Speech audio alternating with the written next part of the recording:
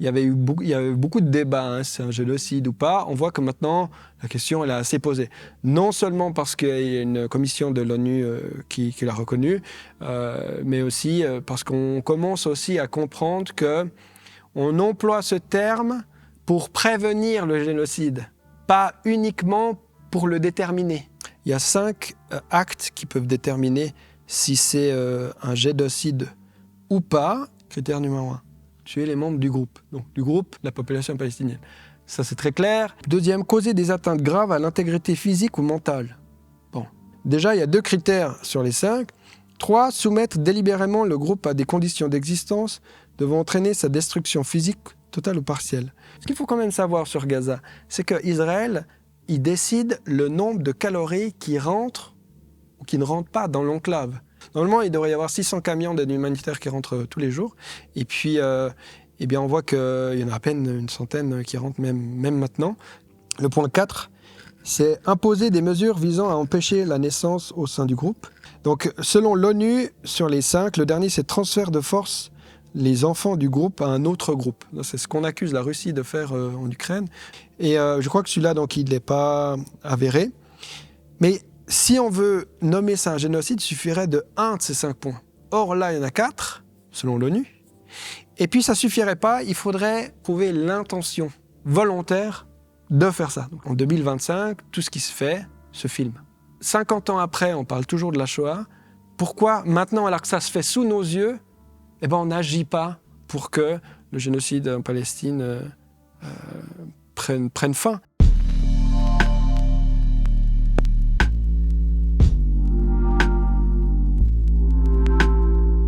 Antoine André, bonjour. Bonjour. Nous sommes très heureux de te recevoir dans le cadre de la chaîne Antithèse. Alors avant de commencer, j'encourage rapidement les auditeurs à s'inscrire à notre newsletter gratuite. C'est un bon moyen de nous suivre et de nous aider et d'être tenus informés de nos actualités tout en bénéficiant de contenu exclusif. Voilà, le lien est en description. Merci beaucoup pour votre soutien. Maintenant, Antoine, est-ce que tu pourrais te présenter brièvement ? Alors brièvement, c'était la seule question que j'avais réellement préparée et j'avais envie de dire curieux, authentique et humaniste, non pas que je le sois, mais plutôt que c'est des éléments que je tends à incarner le mieux possible et qui sont finalement le chemin qui mène aux activités que je fais, notamment la création du média Swissbox Conversation que j'ai créé il y a 6 ans maintenant, donc un média citoyen, et puis également aussi un fort engagement dans ma communauté, notamment une épicerie participative. J'essaye d'amener à la souveraineté alimentaire, à la souveraineté par rapport à l'éducation, à la politique aussi. Donc j'ai confondé ou je participe à plusieurs mouvements ou associations. Et puis la dernière activité, c'est celle de mon indépendance. Donc voilà, je suis entrepreneur, j'ai créé une entreprise qui fait de la formation dans la gouvernance partagée. Là aussi, c'est réinventer la façon d'être, de faire ensemble. Voilà un petit peu pour ce qui est de mes activités. Et alors, je t'ai connu dans le cadre de Swissbox, effectivement, où tu m'as reçu au moins 2 fois, je crois. Donc, c'était notre tour de te rendre l'appareil ce soir. On est très heureux de te recevoir. Alors, parle-nous peut-être un peu de Swissbox. Comment est née l'envie de créer cette chaîne? Quelle est ta philosophie derrière ce podcast? Toujours assez spontanément, d'ailleurs. Il n'y avait pas forcément une grande ambition derrière de Swissbox au début. Ça a peut-être un peu évolué maintenant. J'aime bien cette idée de désacraliser les choses. Et en l'occurrence, quand je regardais les médias, je les trouvais souvent médiocres. Enfin, je n'avais pas l'information que je recherchais. C'était souvent biaisé, avec des gens qui répétaient toujours la même chose. Et puis, c'était un peu l'ère de l'Internet qui prenait son envol aussi, avec d'autres exemples qui apparaissaient en termes de transmission d'informations. Et je suivais le podcast de Joe Rogan, donc le podcast américain. Et puis, il y a quelque chose qui me plaisait beaucoup dans sa façon d'amener la discussion. Et à ce moment-là, justement, il m'a permis de désacraliser un peu cette posture du journaliste, de le ramener à un niveau peut-être un peu plus maladroit, mais surtout plus humain. Et puis d'avoir des conversations quand même qui allaient toucher le fond des choses. C'est surtout ça, parce que aussi c'est des formats qui sont plus longs. Du coup, on a le temps d'aller comprendre, d'aller réfléchir, de se positionner soi-même. Et puis, je me suis dit, mais si lui peut le faire, pourquoi pas moi? Alors effectivement, il a un passé quand même qui est assez intéressant. Il est comédien, il a une capacité d'expression qui est grande, mais il est surtout très authentique. Et puis aux États-Unis, il jure beaucoup aussi. Donc je me suis dit, si lui, il peut faire... Il a l'air en plus de prendre beaucoup de plaisir, faire ça, et pourquoi je ne pourrais pas essayer? Ça ne coûte rien d'essayer. Et puis voilà, 6 ans plus tard, l'essai perdure. J'ai ce podcast qui marche bien et surtout qui m'amuse tous les jours. J'ai envie de dire que c'est un petit peu ça. Mon baromètre, c'est est-ce que je prends du plaisir à rencontrer les gens? On le verra, beaucoup de choses que je vais dire ce soir aussi, c'est par l'écoute que j'ai apporté aux invités, aux différents invités sur plein de sujets que j'ai, qui me font aussi comprendre beaucoup de choses et qui me permettent peut-être après de faire sens et d'exprimer ou de créer un monde plus à portée demain, parce qu'il y a quand même une grande complexité aussi aujourd'hui. Et à l'époque, il y avait un peu la pensée dominante, les médias dominants qui nous amenaient un angle de vue. Puis comment tu te situes justement, toi, par rapport à ces récits politiques, aux récits partisans, notamment gauche-droite, etc. J'ai l'impression que comme nous, tu as une ligne assez ouverte, assez apartisane. C'est quelque chose qui te tient à cœur? Oui, alors ça revient sur cette curiosité. Pour moi, la curiosité, de facto, elle amène l'ouverture, c'est-à-dire que moi, j'aime bien aussi un peu ce qui est subversif, c'est-à-dire ce qui va me déséquilibrer ou me faire réfléchir, me remettre en question ce que j'avais cru comprendre, parce que c'est vrai que quand j'observe le monde et la direction qu'il prend, avec toutes les souffrances, les crises, les guerres et les horreurs qu'on voit vraiment au quotidien, j'ai pas envie de croire que c'est une normalité. Et pour casser cette normalité, il faut aller explorer d'autres champs des possibles, les voies un peu parallèles. Et c'est pour ça que j'ai plaisir à faire venir des gens qu'on entend peut-être moins, effectivement, dans le champ traditionnel, et qui peuvent avoir des paroles ou des pensées, effectivement, peut-être des fois même contradictoires, voire...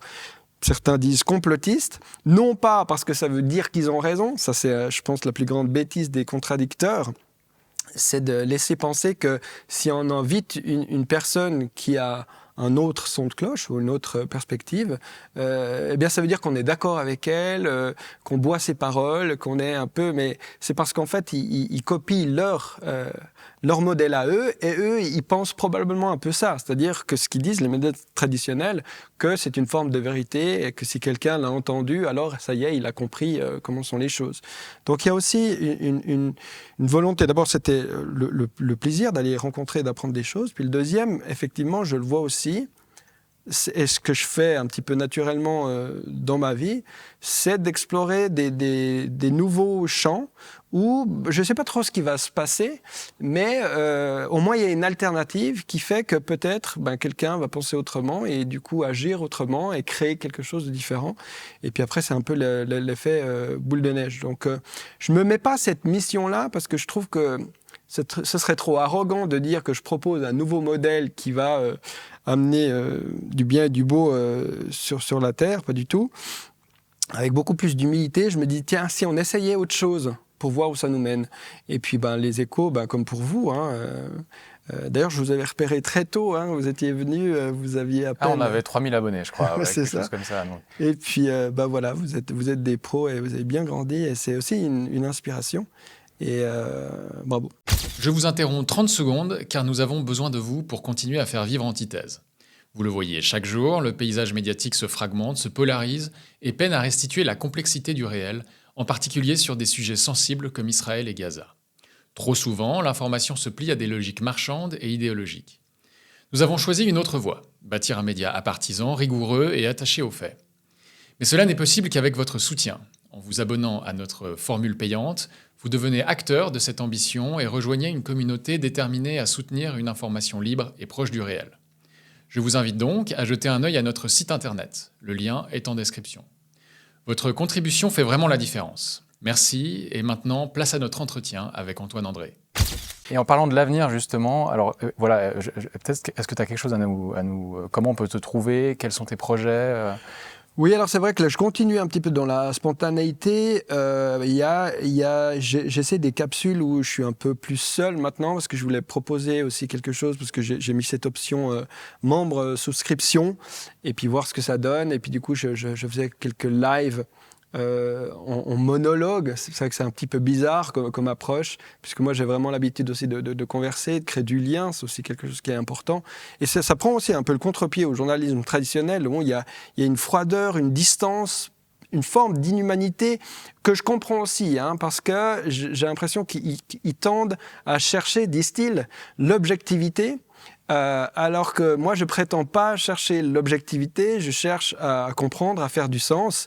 Et je trouve que la conversation, elle a aussi une signification, elle a aussi une profondeur. Et si une personne, elle se sent en confiance ou qu'il n'y a pas de jugement ou que moi, je ne vais pas essayer de chercher à la faire trébucher, eh bien, elle va peut-être oser aller se révéler un peu plus. Et en ce sens, je fais confiance aux auditeurs, aux éditrices qui regardent, surtout sur le format long, pour faire la part des choses, pour se faire leur propre idée, pour recouper les informations, pour voir où il y a des angles morts ou pas. Il y a personne qui est tout blanc, tout noir, tout juste ou tout faux. Et c'est là où je trouve que ces formats longs amènent vraiment quelque chose, et on le sent, les gens le disent dans les commentaires, quelque chose qui ne se trouve pas ailleurs, chez les professionnels, chez les médias traditionnels, et surtout, souvent des formats un peu courts, slogans, où il faut tout de suite envoyer la phrase qui tue ou avoir la répartie, qui, à mon sens, est une forme de distorsion, finalement, des vraies choses, des choses, si on veut bien les comprendre. Peut-être effectivement, ce qu'on reproche souvent aussi à la presse traditionnelle, c'est de prendre un peu les gens de haut, justement. C'est de penser que les gens sont, d'une certaine manière, pas capables de faire la part des choses, donc il faut éviter de leur donner certaines informations de peur qu'ils aillent dans le mur et se trompent, quoi. Oui, et je pense qu'il y a une forme d'arrogance là derrière. Avant d'avoir créé ce podcast, je me suis souvent, entre guillemets, engueulé ou pris à partie avec des journalistes que j'essayais d'approcher par des mails, des messages ou comme ça pour leur poser des questions, parce que manifestement pour moi il y avait des choses que je trouvais pas correctes, où je trouvais qu'il y avait des angles qui étaient pris, il y avait même des partis pris, et quand je les abordais en général, je me faisais à la limite insulter assez rapidement, c'était assez compliqué, ce qui démontrait pour moi effectivement une forme d'arrogance, comme certaines professions, où c'est des gens qui se croient un petit peu au-dessus, pour quelle raison je ne sais pas, et la posture que je prends moi, elle est humble, mais c'est parce que en fait, je prétends pas être un journaliste. Et des fois, c'est un peu compliqué parce qu'au début, je commence quelque chose, je suis très incertain de ce que je fais. Je m'exprime pas toujours très bien, c'est pas toujours des questions très préparées. Et des fois, je n'arrive pas à capter quelque chose qui est dit, qui est peut-être qu'il faudrait peut-être contrer avec si on avait cette compétence journalistique où il y a certaines choses certainement qu'on ne devrait pas laisser passer. Donc il y a un peu un effort qui est fourni de ma part parce que je sais que je suis pas infaillible. Au contraire, je me mets à un niveau de curieux, moi je dis souvent ignorant. Donc il faut pas attendre de moi que je révèle la vérité, c'est pas ça non plus, mais en tout cas je prétends pas être qui je ne suis pas, et ça c'est peut-être aussi une des critiques que je fais aux médias traditionnels, non seulement qui prétendent qu'ils sont pas, mais qui veulent surtout pas se remettre en question. Et en ce sens, en lisant les commentaires, c'est assez facile si on est aussi ouvert de voir ce qu'il est dit, ce qu'on peut améliorer, là où peut-être effectivement on est où je suis un peu faible. Mais à ma plus grande surprise, au début, j'avais un peu peur de ça, des commentaires. Et puis, finalement, il y a une grande bienveillance, parce que j'en vois de la bienveillance, et du coup, j'en reçois aussi en retour.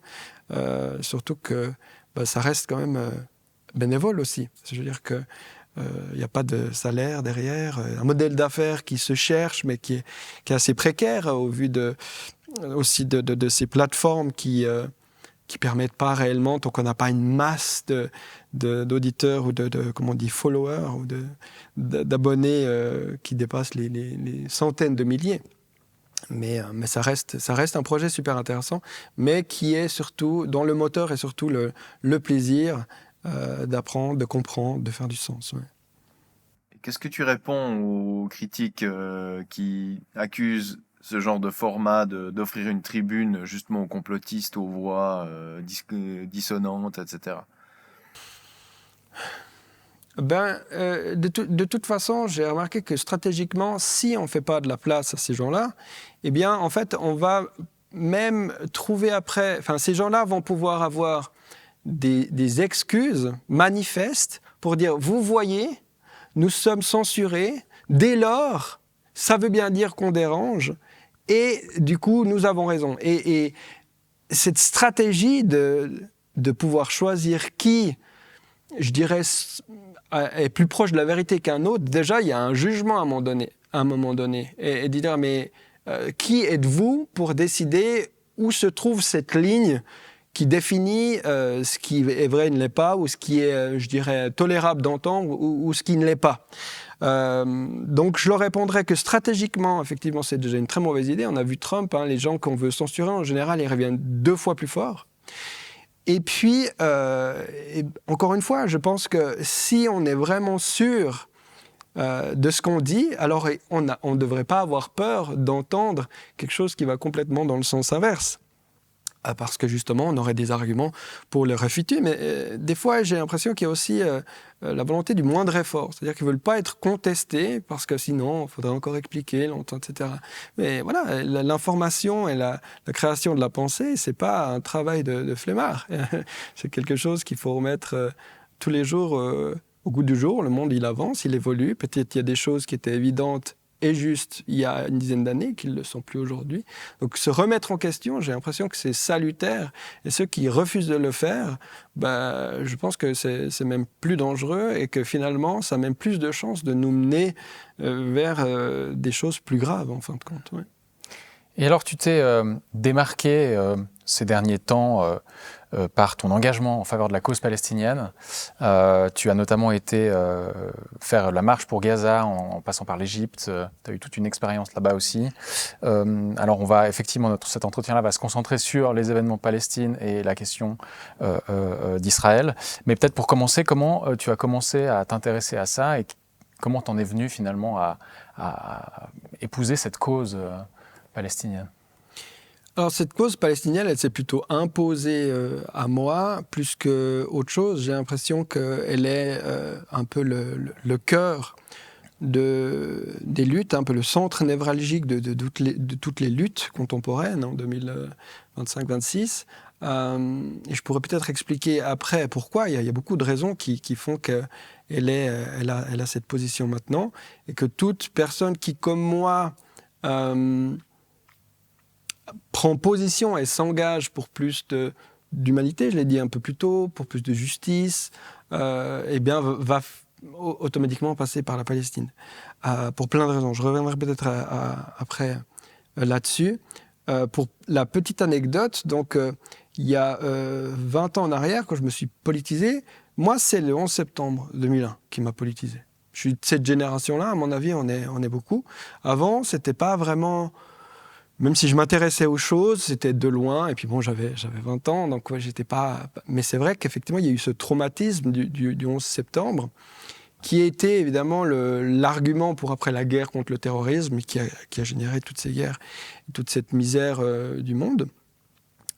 Et puis, c'était l'époque où j'allais partir au Canada pour apprendre l'anglais. Et du coup, après quelques mois d'apprentissage, j'ai décidé de, sac à dos, faire toute la côte ouest des États-Unis. Et puis du coup, j'ai été en contact avec les Américains, qui est un peuple assez intense quand même.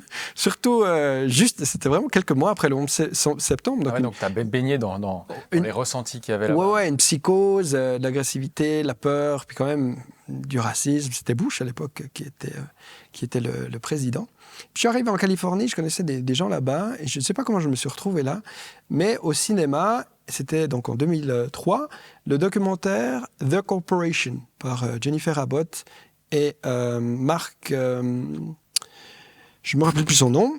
Les gens retrouveront. Ouais, voilà, exactement. Et je devais être très concentré parce qu'évidemment, je venais d'apprendre l'anglais.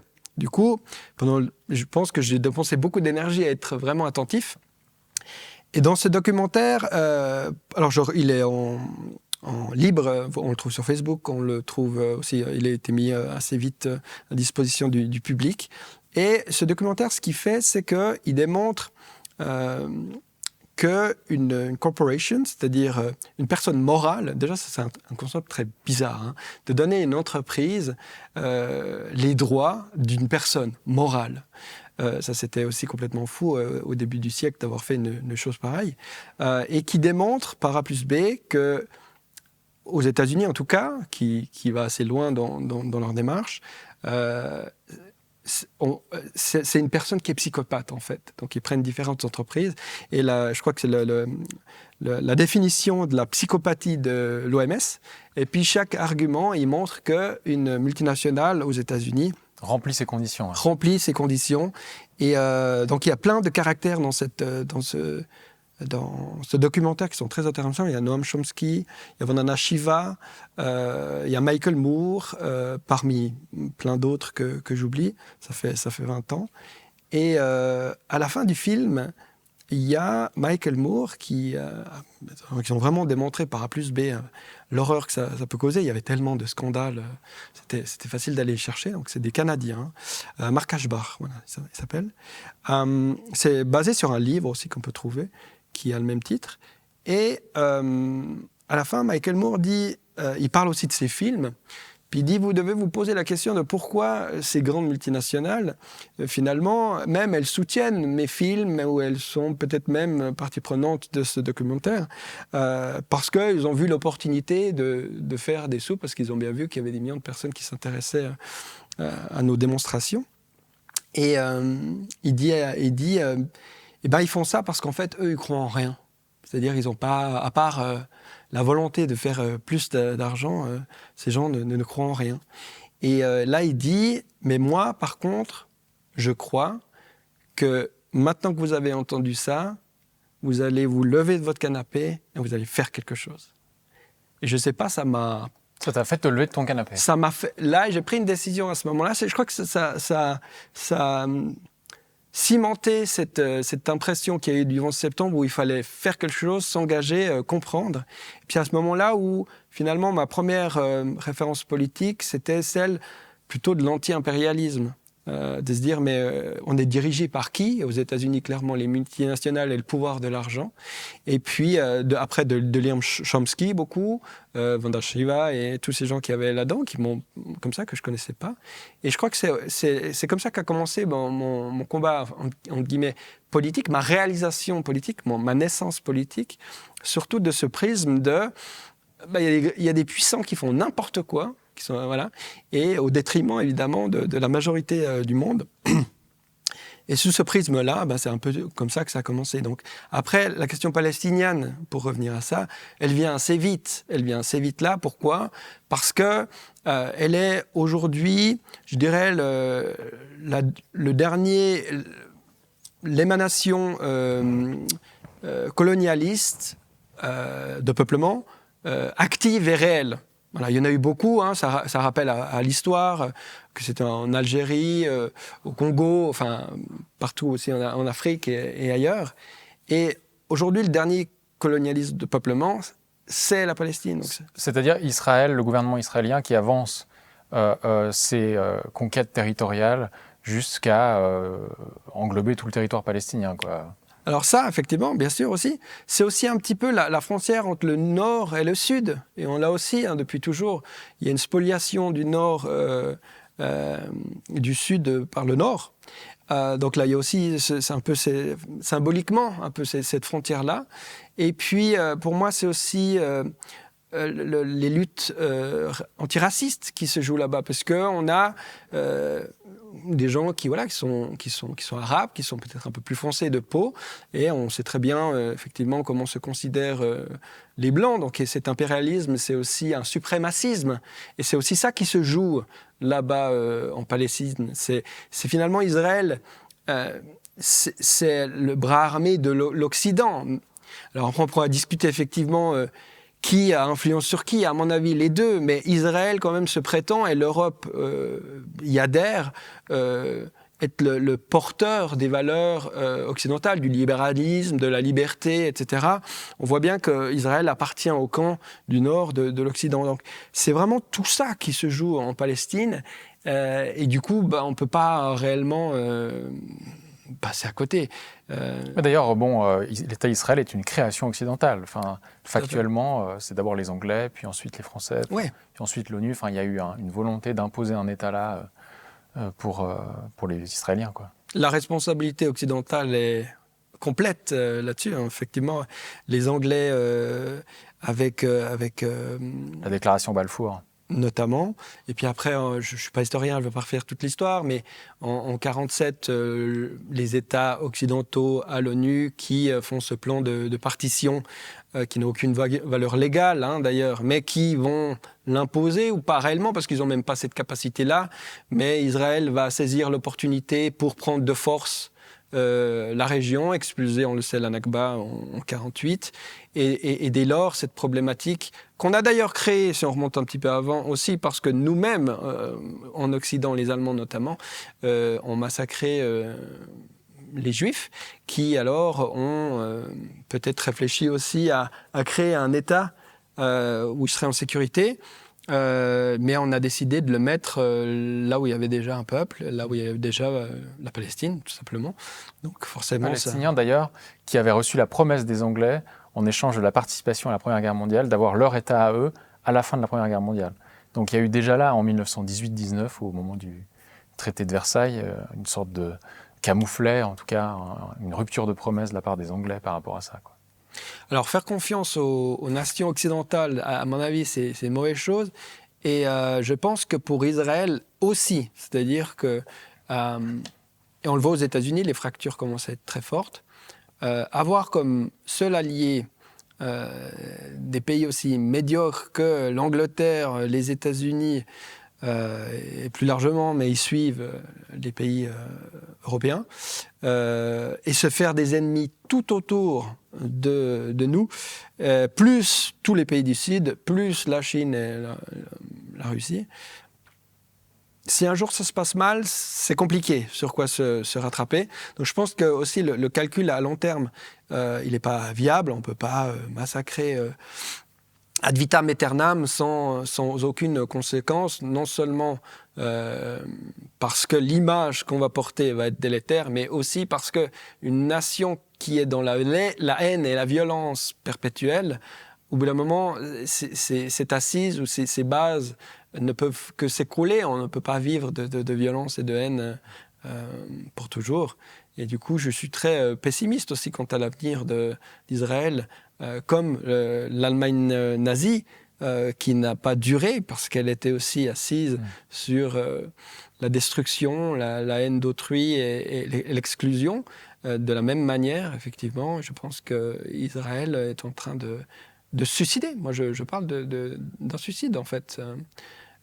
Mais tant que l'Occident n'aura pas, d'une certaine manière, réellement pris en considération la gravité de ce qu'elle a fait, même si elle dit plus jamais ça, etc., on ne sait pas vraiment ce que ça veut dire, eh bien, j'ai l'impression que cette violence, même si elle s'éteint là, elle renaîtra ailleurs et vraisemblablement sur nous, puisque c'est nous qui la portons, cette violence au quotidien. Même si aujourd'hui, c'est les Palestiniens qui en subissent les plus gros dégâts. Alors c'est le moins qu'on puisse dire, et ça depuis plus de 75 ans maintenant, puisqu'ils sont dépossédés, massacrés, spoliés, effacés en fait. C'est vrai qu'il y a de quoi être pessimiste par rapport à ça. Alors, on reviendra, je pense, un peu en détail sur l'avenir d'Israël, mais c'est vrai que tu pointais du doigt l'Allemagne nazie. Il y a eu des accords de transfert très clairs dans les années 30, même avant la solution finale, pour favoriser le déplacement de populations juives en Israël. Et aujourd'hui, beaucoup font le parallèle, d'ailleurs, entre ce qui se passe à Gaza et la Shoah. Tu l'as toi-même fait, ou en tout cas repris dans oui. quelques entretiens. Est-ce que tu peux développer cette comparaison et en quoi, pour toi, elle est pertinente ? Oui. Alors pour moi, l'histoire est de toute façon pertinente, mais pour une chose. L'histoire pour l'histoire, ça ne sert à rien. Pour moi, c'est apprendre de l'histoire pour que quelque chose ne se répète pas, si on estime que cette chose n'est pas souhaitable. En l'occurrence, l'extermination de millions de Juifs n'est pas souhaitable. Et cette violence-là, il faudrait éviter de la refaire. Malheureusement, je vois qu'on reprend le même chemin.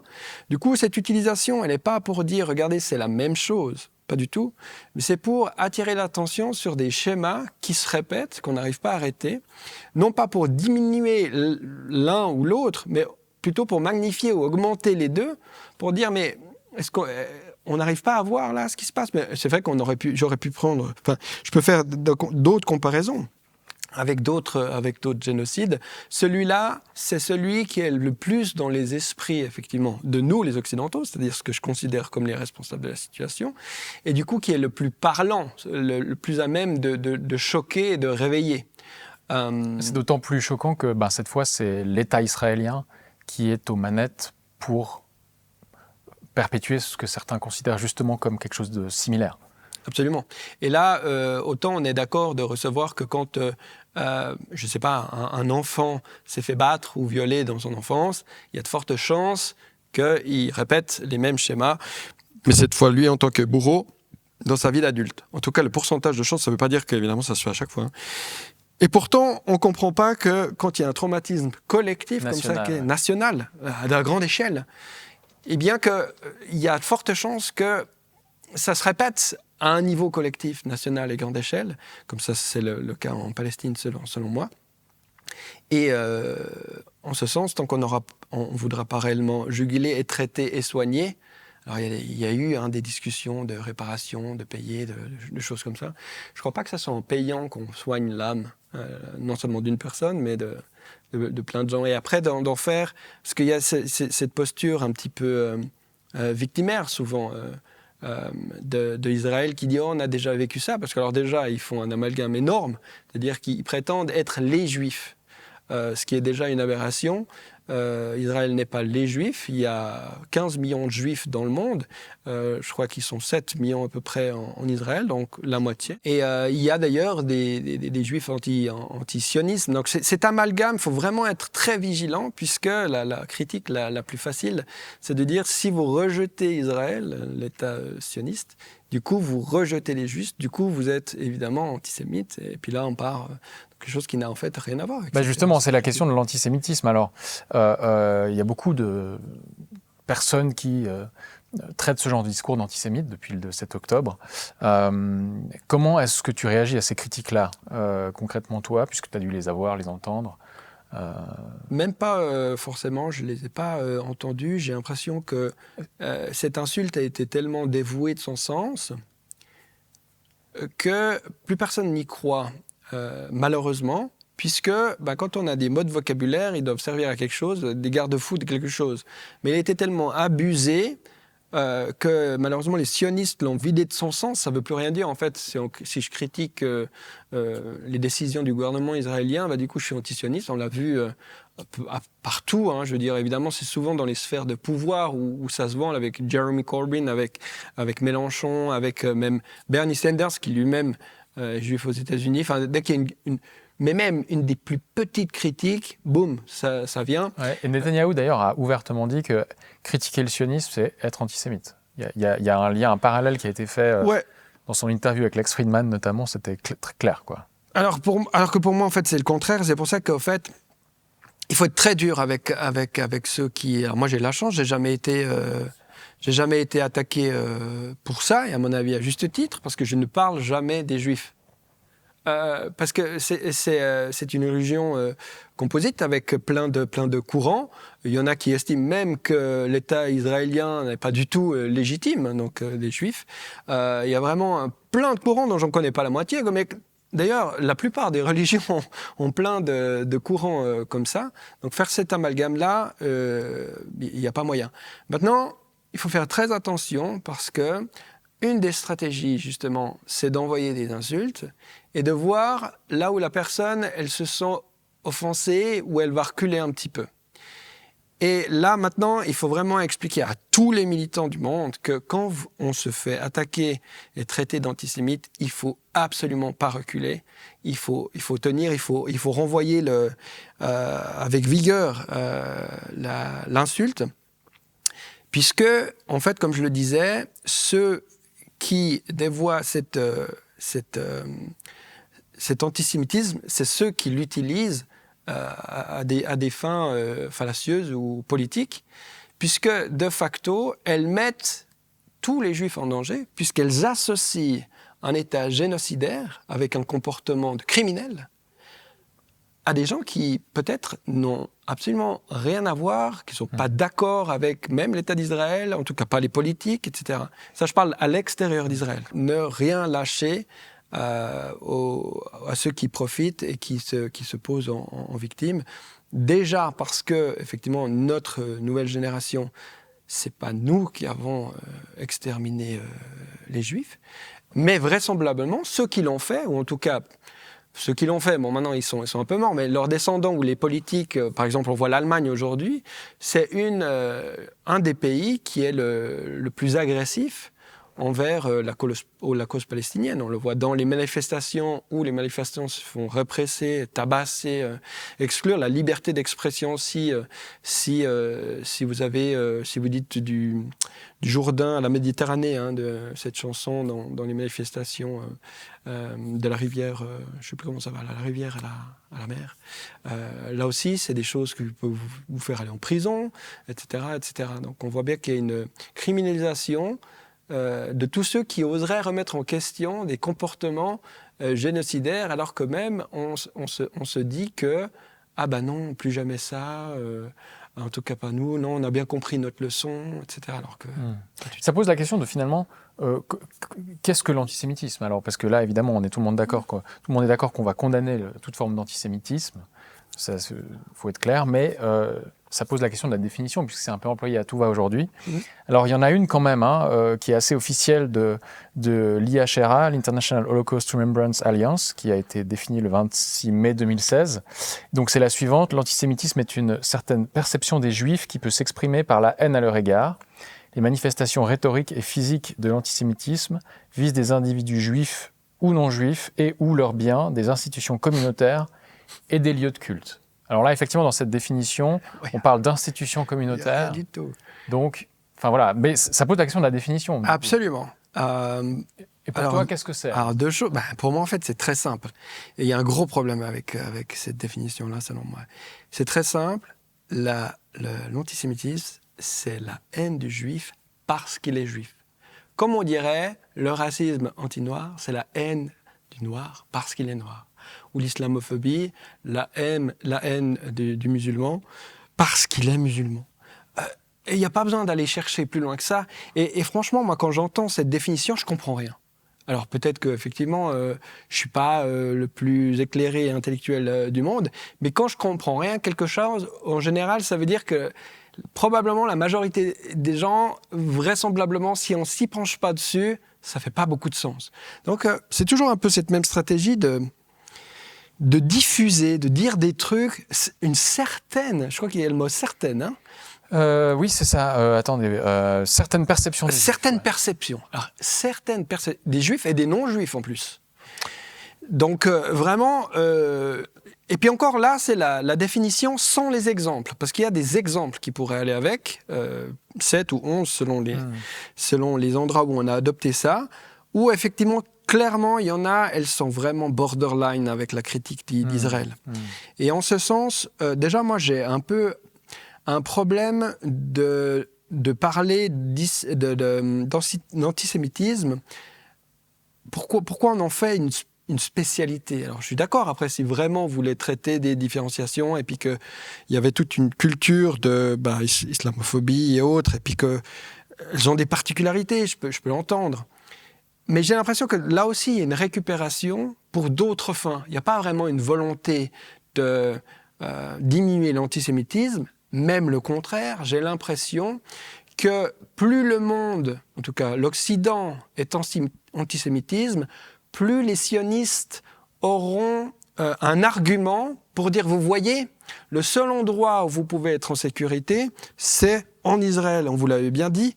Du coup, il y a même une volonté, à mon avis, de faire augmenter cet antisémitisme, de le montrer partout du doigt. D'ailleurs, j'ai cherché ça, les statistiques sur l'antisémitisme.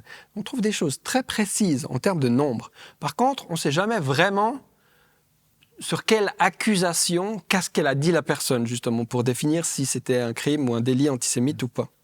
Et quand on cherche, par exemple, délit d'islamophobie ou de racisme contre les Noirs, et bien là, tout est mélangé. Hein. C'est effectivement l'intolérance, mais ethnique, racialiste, religieuse. On met un petit peu tout dans un paquet, donc un gros truc. Puis là, à côté, on a un truc très clair. Oui, ça c'est l'antisémitisme. On voit bien qu'il est très grave. Mais en fin de compte, personne n'est capable de dire, mais voilà, ça représente quoi sur l'ensemble des délits, et ben là on voit bien qu'il n'y a même pas une volonté de le rechercher. Ce qui me fait dire que, encore une fois, ils essaient de troubler le jeu, et moi je vois quand même j'observe le monde et la société, j'ai jamais entendu dire, et pourtant j'ai travaillé dans la réinsertion professionnelle, une personne qui a dit « je me suis pas fait engager parce que j'étais juif ». Alors que parce qu'elle est noire, ça arrive. Alors, ça arrive, ça c'est sûr. Je le voyais, donc j'envoyais les CV, 25 CV, pas de réponse. Un blanc, même niveau de qualification, on envoyait son CV, il y avait pas le même... Enfin, il y avait des réponses, ça c'est clair. Donc ça, c'est indéniable. Mais pas pour les juifs, ouais. Alors, mais heureusement, parce que en fait, on marque nulle part. Juif, pas juif, c'est peut-être moins visible, moins ostentatoire. Mais tout ça pour dire que faire une espèce de fixation sur un... surtout en voulant effacer les autres, hein, souvent, c'est « nous, on est pire que ». Ça, je trouve ça très, très, très, très problématique. Donc voilà, par rapport à l'antisémitisme, le piège, parce que c'est un outil utilisé pour politiquement le mettre en avant le sionisme, et puis deux, c'est assez opaque, et puis... ça mène nulle part. Surtout qu'on voit qu'en Israël, si le but c'était de créer un État sécure pour les Juifs, si ça c'est le but, hein, c'est pas du tout le but à mon avis, mais alors ça devrait être un État très en paix là-bas, il devrait y avoir aucun problème. Pourtant, on voit bien que c'est une catastrophe, mais aussi pour les Israéliens. Pour la population, les gens qui sont là-bas. Ouais. Complètement. Donc pour toi, ça serait une volonté du gouvernement de l'État d'Israël de favoriser l'antisémitisme pour que les Juifs aillent en Israël. Oui, je pense que c'est une des nombreuses cartes qui jouent. Créer l'insécurité et le chaos pour ensuite agir en tant que sauveur pour effectivement... construire. Parce que le problème démographique, c'est le problème d'Israël, depuis le début. Puisque en 1947, lorsque l'ONU, avec la résolution 181, a fait ce partage des terres, complètement fou, hein, puisque c'était 55% pour 30% de la population. Les Juifs, donc, qui étaient immigrés de la Pologne, de la Russie et de l'Ukraine en particulier, mais de l'Europe de l'Est, ils représentaient à peu près un tiers de la population. Et donc, j'aurais dit, l'approche légale face à la proposition de l'ONU aurait été de faire voter l'ensemble de la population. Moi, je suis pour l'autodétermination. Donc, si vous arrivez avec une idée, comme en Suisse par exemple, et puis vous faites voter toutes les parties prenantes, voilà, on a un plan de séparation pour faire 2 États, à la limite, on aurait entendu ce qu'ils auraient à dire, et puis on aurait ensuite tranché et imposé le vœu des populations locales. C'est pas du tout ça qui s'est passé, parce qu'évidemment, Israël a compris que de lui donner 55% des terres alors qu'elle était qu'un tiers en nombre, la partie arabe, palestinienne, allait forcément s'opposer à ça. Et dès lors, elle n'a pas attendu d'avoir une approche légale, elle a pris la terre par la force. Et depuis, sa grande peur, c'est ça, toujours, c'est ça. Et aujourd'hui, à mon avis, une des parties de l'éradication de la Palestine, c'est pour réduire la population, au pire pour arriver à égalité ou pour être en supériorité numérique, pour pouvoir après imposer une fausse démocratie. Donc, un des angles pour ça, c'est de faire venir plus de gens. Si on arrive à amener de la population, évidemment, on aura une capacité démocratique. Aujourd'hui, ça plus semble un légitime. peu compromis quand même. J'imagine qu'il n'y a quand même Complètement. pas beaucoup de Juifs qui veulent Complètement. aller en Israël, avec ce qui se passe avec l'Iran, avec le Liban, enfin tout ce qui se passe autour. Ça, c'est particulièrement révélateur d'ailleurs, parce qu'on voit Israël qui détruit la terre, n'en prend pas soin, et du coup, ça montre pour moi son non-attachement à la zone quand même si leur grand plan, c'est le grand Israël, et ça, ils le disent depuis même Herzl au début le disait, que ça pourra pas se faire sans problème, parce qu'il va falloir à un moment donné pousser les gens qui sont déjà là. Mais je ne sais plus ce que je voulais dire, mais effectivement, c'est compliqué. Ils ne vont pas y arriver. J'ai l'impression que c'est le contraire. Je crois qu'il y a, depuis 2 ans maintenant, depuis le début du génocide, en fait, un mouvement qui est plus vers l'immigration Les gens qui que partent. l'immigration. C'est-à-dire que les Palestiniens, ils essaient de rester, mais se font massacrer. Mais les Israéliens, effectivement, pour beaucoup, s'en vont, puisque ne peuvent pas tolérer, pour certains, ça. Ou, évidemment, il y a aussi des problèmes d'image. Mais pas que, il y a quand même des gens qui réagissent, notamment le Yémen. Donc maintenant, en Israël, il y a souvent les sirènes, parce qu'il y a des missiles qui peuvent arriver. Ça, On a vu d'ailleurs que le dôme de fer était moins résistant alors que avec prévu, l'Iran, ouais. avec l'Iran. Donc il y a beaucoup d'incertitudes, et c'est une zone sinistrée aussi bien moralement que militairement. Et je pense qu'effectivement, l'avenir n'est pas radieux pour eux, parce qu'à part des traqués mentaux génocidaires, au bout d'un moment, je ne suis pas sûr qu'on puisse faire société comme ça.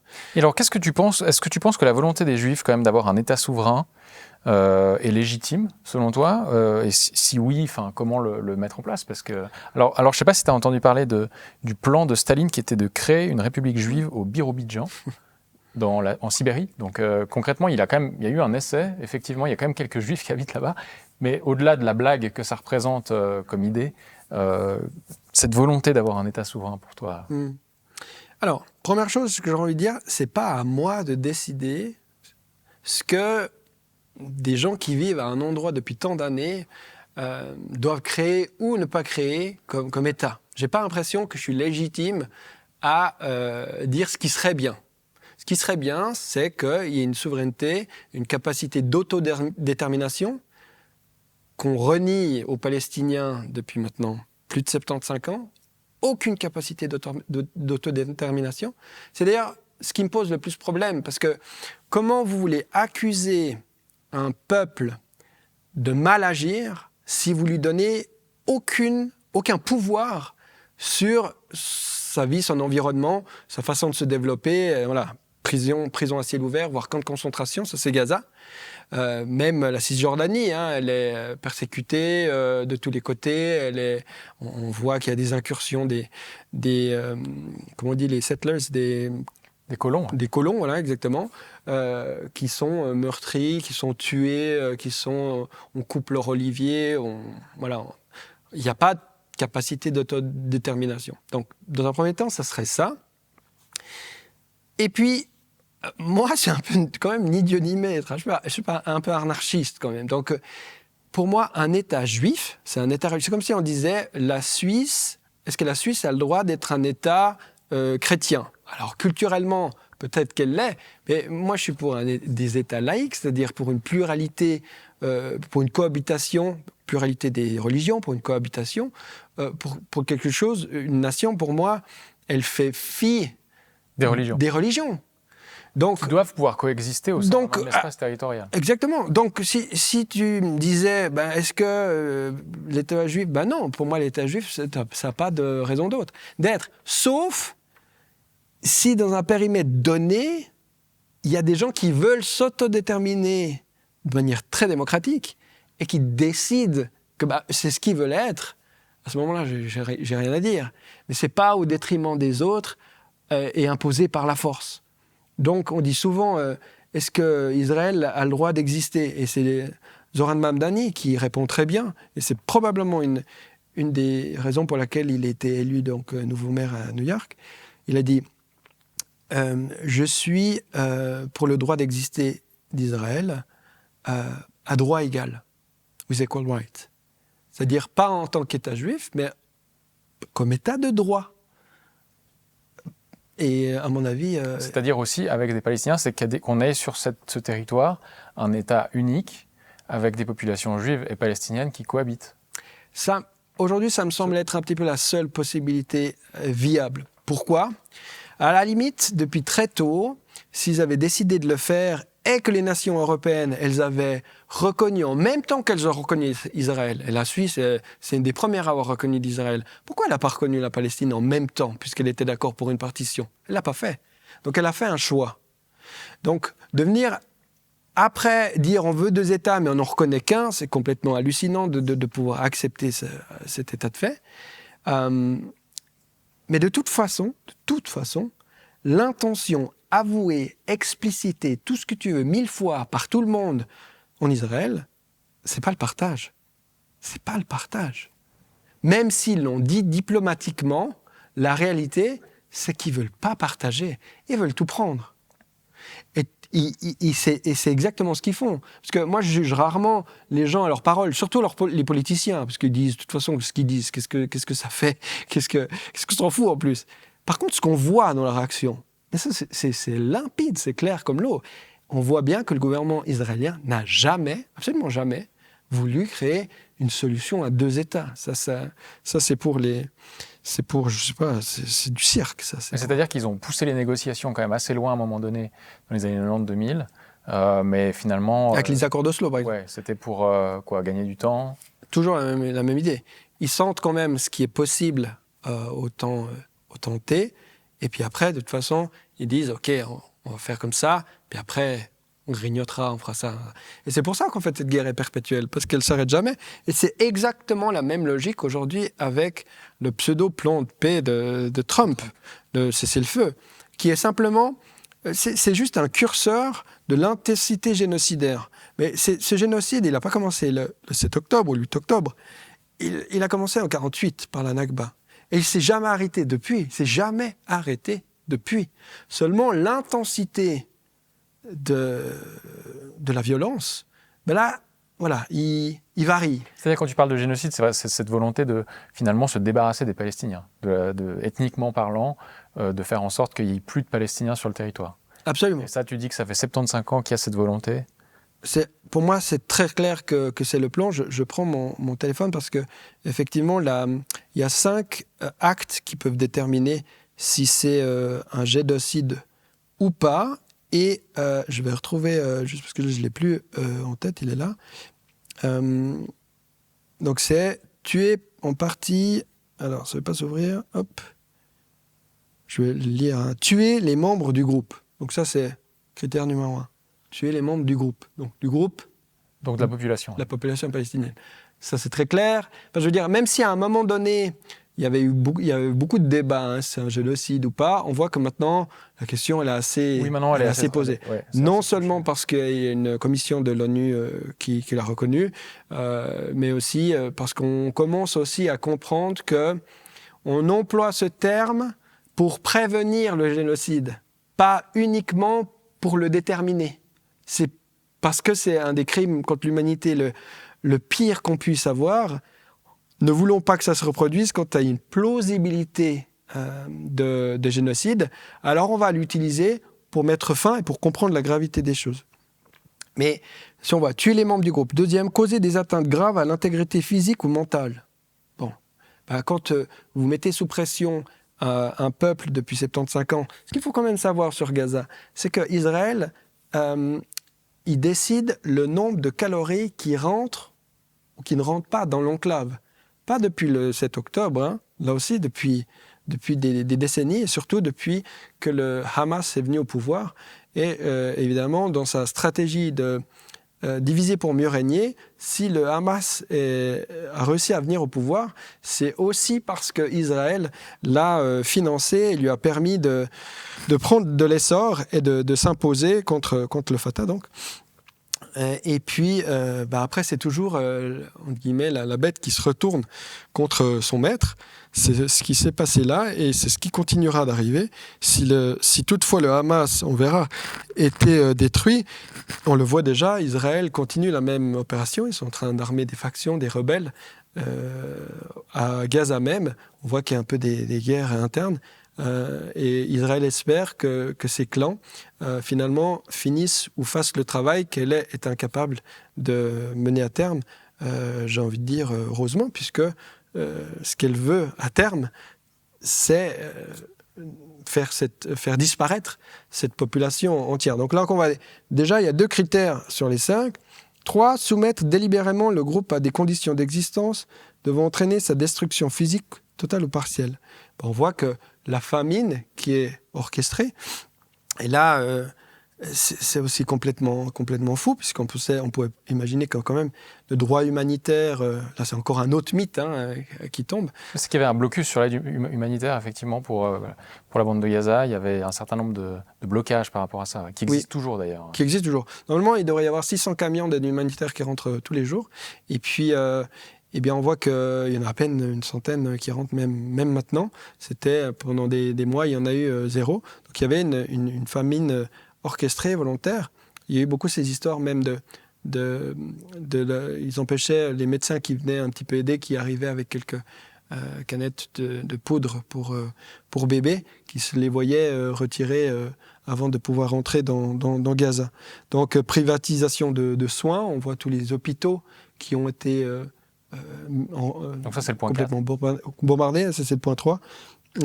Et puis le point 4, c'est imposer des mesures visant à empêcher la naissance au sein du groupe, donc par stérilisation forcée, viol forcé. Il y a beaucoup de viols, surtout dans les prisons, enfin des gens qui sont kidnappés, qui sont d'ailleurs soit des Gazaouis, soit des gens de Cisjordanie. La séparation des sexes. Donc, selon l'ONU, sur les 5, le dernier, c'est transfert de force les enfants du groupe à un autre groupe. C'est ce qu'on accuse la Russie de faire en Ukraine. C'est pour ça que Vladimir Poutine a été d'ailleurs accusé par la Cour internationale. Cour pénale internationale, oui. La Cour pénale internationale, exactement. Et je crois que celui-là, donc, il n'est pas avéré. Mais si on veut nommer ça un génocide, il suffirait de 1 de ces 5 points. Or, là, il y en a 4, selon l'ONU. Et puis, ça ne suffirait pas. Il faudrait, et c'est peut-être la chose la plus difficile, ensuite, il faudrait prouver l'intention volontaire de faire ça. Donc ça se fait, ça c'est sûr. Mais ce que doivent faire les cours, et ce qu'elles ont fait en partie, c'est prouver qu'il y a une intentionnalité là derrière. Et ça, c'est peut-être le truc le plus affreux, mais en 2025, tout ce qui se fait se filme. Et même, ils sont gosses, les militaires israéliens, il y a des milliers de vidéos où effectivement ils expliquent ce qu'ils font, ils disent, enfin on voit les ordres qui arrivent, et puis les dirigeants parlent d'animaux, de détruire, enfin il y a vraiment cette attention qui est explicite, qui est exprimée, qui n'est pas cachée. Et je pense que c'est l'impunité des décennies a fait que, heureusement ou malheureusement, parce que du coup on documente tout ça, donc les preuves sont beaucoup plus faciles à accumuler que pendant la Shoah, justement, puisque les Allemands avaient compris d'une certaine manière qu'il fallait cacher ça. Il y a beaucoup de secrets, bon, il n'y a pas les systèmes d'information d'aujourd'hui. Et c'est pour ça que d'ailleurs que Jacques Beau, en partie, dit que la gravité et la cruauté des actes perpétués à Gaza, en Palestine, dépasse la gravité de celle de la Shoah, non pas parce qu'en termes de morts, voilà, il y a tout le monde qui dit oui, il n'y a pas autant de morts, mais c'est pas, à aucun moment dans les définitions que j'ai dit, il y avait un nombre, il y avait un chiffre, mais c'est parce qu'effectivement, il y a une volonté avouée, presque jouissive, hein, c'est complètement dingue de voir, c'est vraiment des psychopathes en puissance qui arrivent, qui, les médecins le disaient, qui pour le plaisir abattent au au fusil sniper, les enfants, en leur tirant des balles dans la tête, dans le cœur, de manière très ciblée. Chaque jour, il y a un petit challenge, on va le viser soit là ou soit là. Enfin, c'est cette cruauté est vraiment non seulement illustrée, mais mise en avant presque avec fierté. En ceci, je pense qu'effectivement, le degré de maladie de ceux qui perpétuent ça, de psychopathie, de sociopathie, est peut-être encore effectivement plus élevé. Maintenant, la comparaison de dire qu'est-ce que c'est le plus grave, pour moi, c'est pas important. C'est est-ce qu'on se rend compte que c'est aussi grave? Et si 50 ans après, on parle toujours de la Shoah, pourquoi maintenant, alors que ça se fait sous nos yeux, eh ben, on n'agit pas pour que le génocide en Palestine prenne fin? Et là, en fait, la cause de ce qui s'est passé depuis le 7 octobre, c'est l'absence d'autodétermination et de liberté du peuple palestinien. Donc, tant qu'on n'aura pas travaillé et donné cette liberté dont les Palestiniens, évidemment, pour lesquels les Palestiniens combattent, eh bien, la situation ne changera pas, non seulement Ce serait une solution à l'Afrique du Sud, quoi, en gros. Comme maintenant? Ce qu'il faudrait faire, en tout cas ce qu'on pourrait imaginer en Israël actuellement, ce serait qu'il pourrait y avoir une sorte de pardon qui soit effectué. Parce que là, on a de la peine à imaginer que les Palestiniens puissent vivre avec une population juive qui leur a causé ce genre de... Enfin, ça risque d'être un peu compliqué, donc il faudrait en tout cas un acte de pardon fort pour pouvoir avancer. Oui, alors il y a le tribunal de réconciliation qui avait eu lieu, pardon, comment ça s'appelait en Afrique du Sud après l'apartheid, où effectivement c'était sous Desmond Tutu, où ils avaient fait, ils donnaient l'amnistie aux criminels, ceux qui avaient tué tous les Noirs, s'ils venaient se confesser et demander pardon, ce qui effectivement était très puissant. Je suis moins convaincu de ce que vous dites. Oui, effectivement, c'est compliqué quand on s'est fait tuer toute sa famille, son fils, ses enfants, ses parents, ses cousins, de pardonner. Néanmoins, moi, je suis en contact avec beaucoup de Palestiniens. Et aussi fou que ça soit, quand ils parlent d'Israël, ils parlent des occupants. Ils ne parlent pas des meurtriers. De meurtriers, Je sens pas la haine que moi, à la limite, je pourrais avoir comme observateur distant de bourreaux qui zigouillent pour le plaisir et pour un plan quand même plus grand, des fondamentalistes aussi religieux qui ont un plan... Oui, parce qu'on parle beaucoup, il y a eu ces discours messianiques. Il y a effectivement aussi un discours messianique. De membres du gouvernement notamment, bien sûr. Etc. Donc il y a cet aspect religieux, fanatique. Il faut l'être au bout d'un moment pour s'inventer une histoire parallèle, pour quand même vivre avec soi-même. On voit que depuis, je crois, une année, il y a eu 300 tentatives de suicide, et puis certaines évidemment en Russie. Donc il y a beaucoup de militaires de l'armée de Tsahal qui se suicident, et c'est compréhensible. J'imagine que les cauchemars doivent être nombreux quand... on a pour jeu de faire éclater la cervelle des enfants, ouais. Ça c'est clair. Après, on parlait de la solution à un État. Moi, je pense que les Palestiniens seraient prêts à pardonner. C'est-à-dire que eux, ce qui leur importe réellement, c'est de pouvoir rester vivre sur leur terre où ils sont enracinés. Après, cohabiter avec les autres et créer la paix, je sens qu'ils ont cette capacité-là. J'ai pas l'impression que ce soit le plan israélien. En tout cas, j'en ai pas la... En tout cas, le gouvernement aujourd'hui ne parle pas de ça, effectivement. Alors, il y a ce cessez-le-feu, effectivement, poussé par Donald Trump, mais là, ça pose la question, justement, du plan plus large des États-Unis, notamment, et de ses alliés, parce que, concrètement, Israël ne pourrait certainement pas se maintenir en tant qu'État tel qu'il est aujourd'hui sans ce soutien-là. Et comment, toi, tu comprends un peu ce qui se passe avec les États-Unis, ce soutien-là, qui date du début quasiment, hein. Ils ont pris le relais des Anglais, quoi. Tout à fait. Peut-être juste revenir avant un dernier élément pour un début de paix, c'est l'application du droit international. Et ça, c'est un autre point qui fait qu'effectivement, la Palestine devrait être, je dirais, au centre de toutes les luttes. C'est-à-dire qu'on a prétendu, après la Deuxième Guerre mondiale, créer un état de droit international avec des règles. Des règles et des crimes qu'on ne pouvait pas commettre. Et Israël les a absolument tous commis. Je veux dire, s'il y a une liste, probablement qu'ils y sont tous passés, mais vraiment. Et dès lors, pour les autres États, ce serait de se dire, faisons appliquer le droit international. Et là, déjà, je pense que beaucoup de choses se régleraient, en fait, simplement comme ça. Le problème, en ne se faisant pas comme ça, c'est en fait la preuve que le droit international n'existe de facto pas. Puisque... C'est-à-dire qu'il existe, mais il n'est pas appliqué. Oui, parce qu'il existe, il est appliqué pour certains.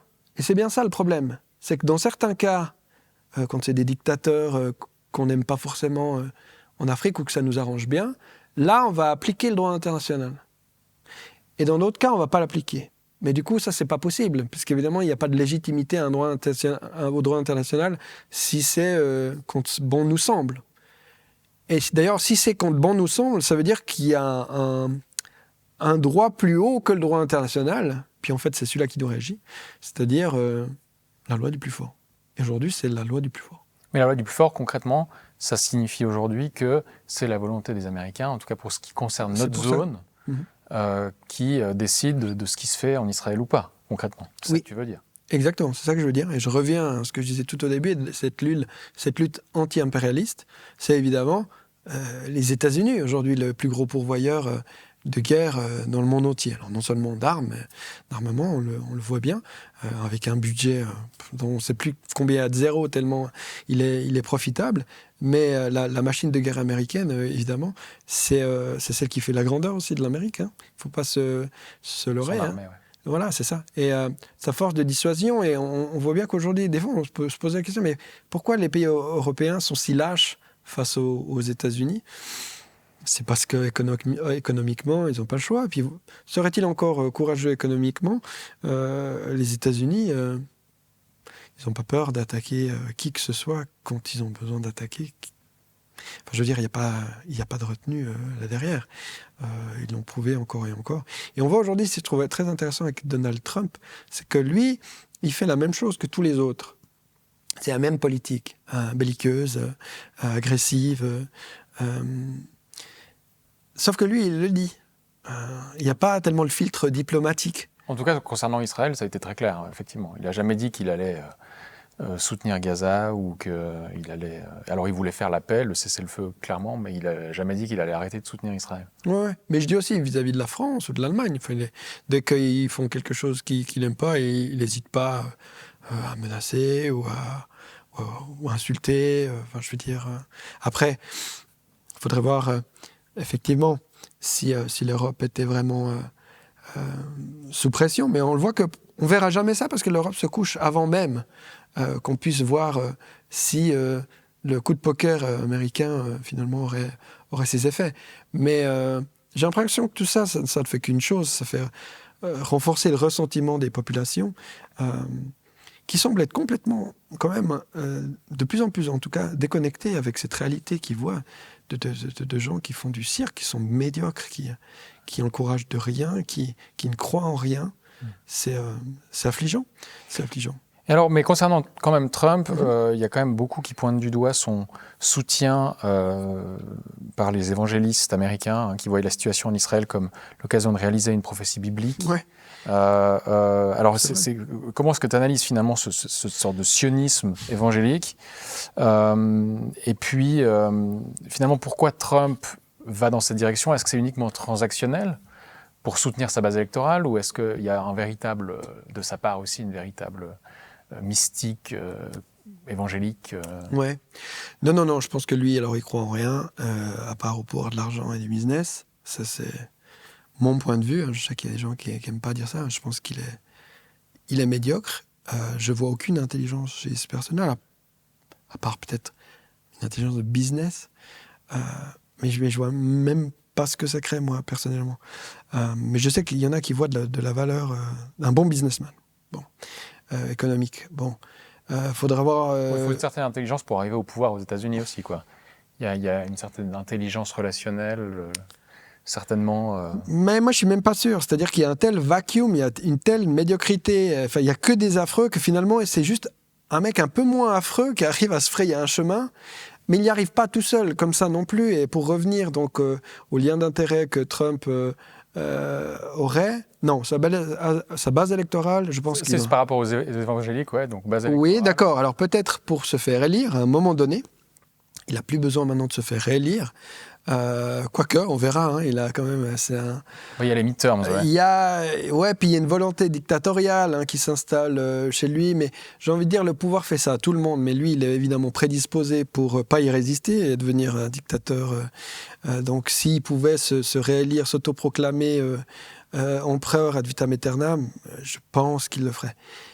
Ceci étant dit, je pense difficilement que ce soit faisable, mais tout ça pour dire qu'à mon avis, sa base électorale, il n'en a rien à foutre. Même si je suis d'accord que pour être élu, il a dû un peu surfer sur cette vague. Mais les personnes auxquelles il prête allégeance, c'est pas les petits gens. C'est Myriam Adelson, par exemple.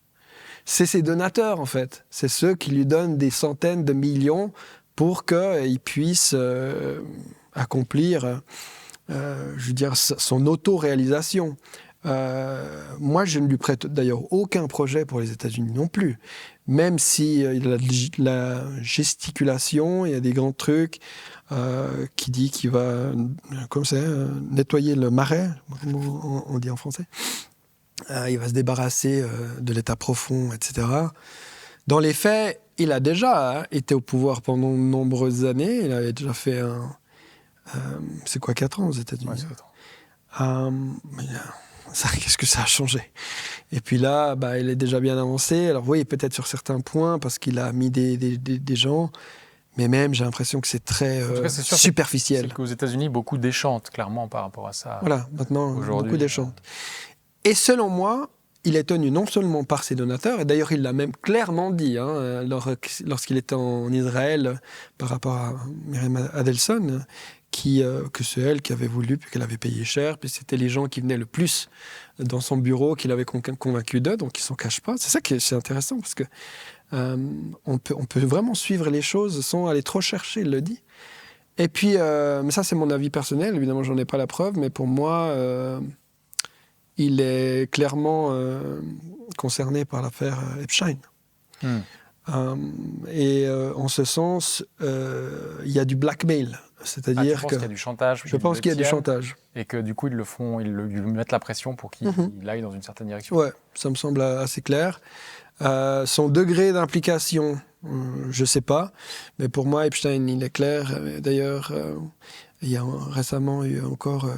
des choses qui sont sorties sur comment il a aidé les relations avec un pays africain qu'il était donc au service de Israël pour essayer de faire de la médiation, je sais pas quoi. Donc il y a des liens entre les Epstein, le père aussi, et Israël qui sont très très forts. Alors malheureusement, comme beaucoup d'histoires, JFK et plein de choses aux États-Unis, les grandes histoires, le 11 septembre par exemple, où j'ai l'impression qu'on ne sera jamais capable d'en savoir exactement le contenu et tout ce qui se passe, qui d'ailleurs laisse beaucoup de place certainement à beaucoup de théories, peut-être certaines saugrenues, mais certaines à mon avis proches de la réalité. Plus récemment, il y a eu encore le Nord Stream, par exemple, c'est un gros truc, on ne sait toujours pas vraiment qui l'a fait, même si on peut s'en douter à chaque fois. Encore Charlie Kirk, l'assassinat il y a eu beaucoup de débats sur ça, effectivement, du jeune républicain, où c'est comme si à chaque fois tout était fait pour que ce soit impossible de vraiment avoir de manière définitive une réponse à ces questions-là. Et je pense que c'est une stratégie encore pour dérouter les gens, les troubler, les monter les uns contre les autres parce que chacun a sa théorie et puis que la machine continue comme d'habitude jusqu'au prochain scandale, jusqu'à la prochaine catastrophe, jusqu'à la prochaine atrocité. Et je pense que Trump s'inscrit totalement là-dedans, comme Biden avant lui. C'est juste un autre type de caractère. Mais on le voit que aujourd'hui, aussi bien à la gauche des démocrates qu'à la droite des républicains, le status quo semble être de moins en moins tenable. À droite, parce qu'ils ne comprennent pas comment... c'est America First. Hein, comment Make America Great Again ne donne pas la priorité aux Américains alors qu'elle envoie 20 milliards ou 40 milliards à l'Argentine, qu'elle inonde Israël de tout ce qu'elle veut. Il le dit aussi, hein, ils nous demandent toujours plein de trucs, alors on leur donne, etc. Mais ça, de l'argent aussi. Et par contre, est incapable d'apporter les moindres réponses à sa population aussi meurtrie et pauvre. Aux États-Unis, il y a énormément de précarité et de pauvres. Donc la droite, elle est de plus en plus critique par rapport à ça.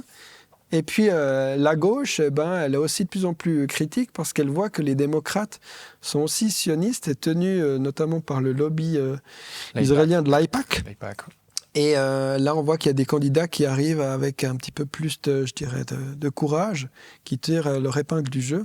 Donc là, il y a des scissions qui éclatent partout, avec au cœur la question israélienne, qui, je le dis, est un pays à peu près de la taille de la Suisse, hein, voire plus petit. Donc c'est fou qu'il y ait autant d'influence d'un petit pays sur la puissance mondiale numéro 1. Donc moi, je n'ai pas encore vraiment déterminé qui manipule qui, mais je ne suis pas sûr que ça soit ça. C'est qui se sert de qui, et à mon avis, les deux se servent des deux. Les États-Unis pour avancer sa puissance impérialiste, et puis donc elle utilise Israël, et puis Israël utilise les États-Unis pour faire avancer leur plan du grand Israël, avec évidemment la force de frappe qui leur fait défaut. Si les États-Unis n'étaient pas là, évidemment, ils n'auraient pas cette capacité. Tu as parlé de l'affaire Epstein et de son lien avec Donald Trump. Donc on pourrait y voir aussi un levier d'influence sur Donald Trump de ce côté-là. Ça semble évident, et il y a des c'est fou, hein, les degrés de tolérance à la corruption. Parce qu'il y a des pays, notamment en Scandinavie, où si vous faites offrir un tapis par un autre dirigeant, et puis que tout d'un coup on le voit, vous devez démissionner. Parce qu'il y avait un tapis dans le bureau public officiel. Et puis d'un autre côté, vous avez quelqu'un qui est clairement corrompu parce qu'il apparaît partout, en tout cas des suspicions énormes avec effectivement des ramifications prouvées pour la plupart, et là, incapable de faire quoi que ce soit. C'est absolument fou. Bien qu'il y en a qui essayent, hein, les républicains, mais les républicains, à mon avis, sont autant dans les listes, si elles existent, de Jeffrey Epstein que les démocrates. Puisque, effectivement, si j'étais une nation qui voulait en faire chanter une autre, je ne mettrais pas tous les œufs dans le même panier. Et puis, je m'assurerais que, voilà, effectivement, je tiens assez de bourse, si je peux dire ça comme ça, pour éviter de me faire découvrir. Maintenant, il y a quand même une pression de plus en plus forte. Je ne sais pas s'ils vont pouvoir tenir ad vitam aeternam le secret sur ce genre d'affaires.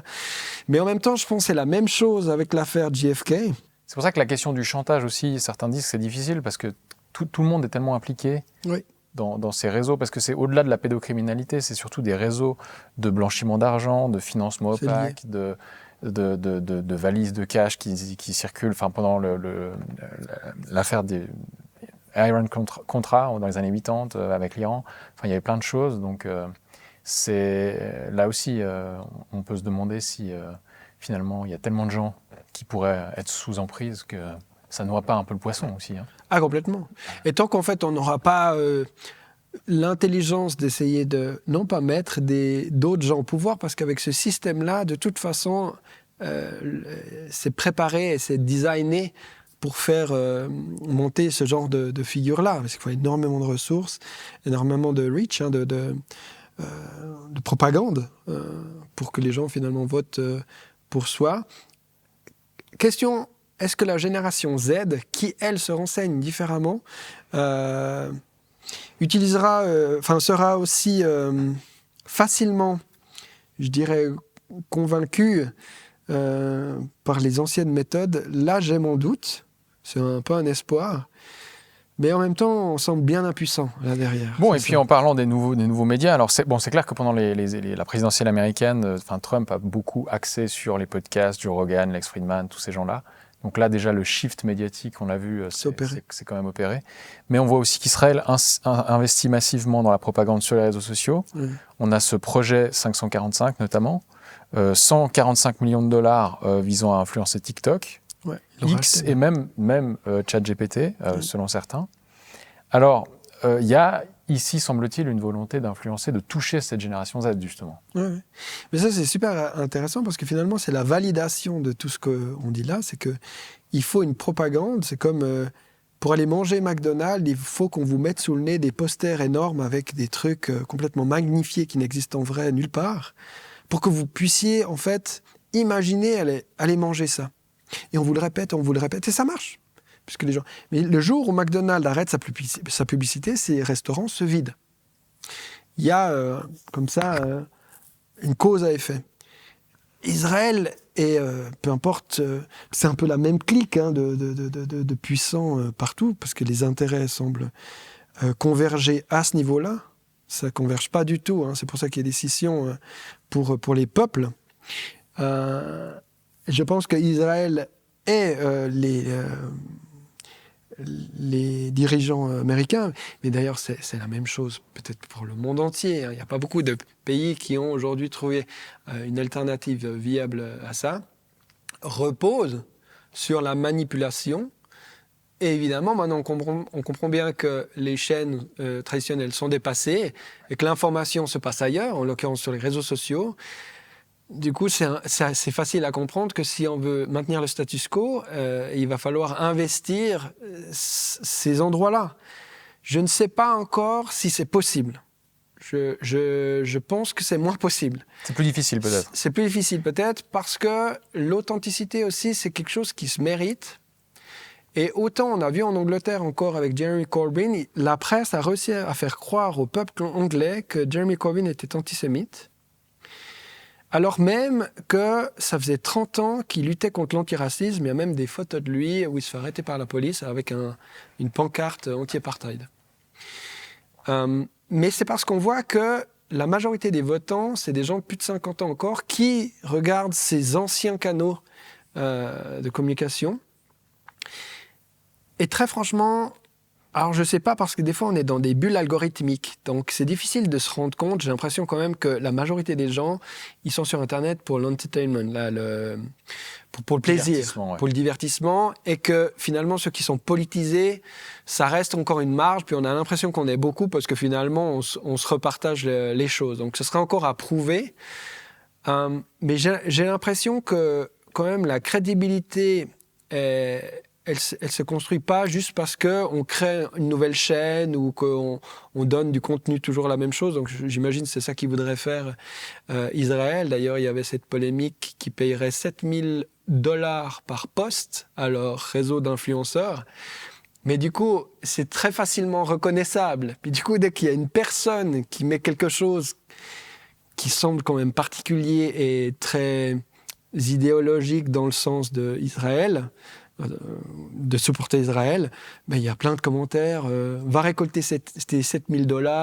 Les gens sont outragés. J'ai encore vu un post d'Obama là, qui félicitait Pelosi là, qui va prendre sa retraite. Et puis alors il met quelque chose de très gentil, elle est formidable, machin. Et après je vais voir les commentaires quand même sous le post d'Obama, mais les gens le détruisent, le fustigent complètement, en grande majorité. 90% des gens se foutent de sa gueule.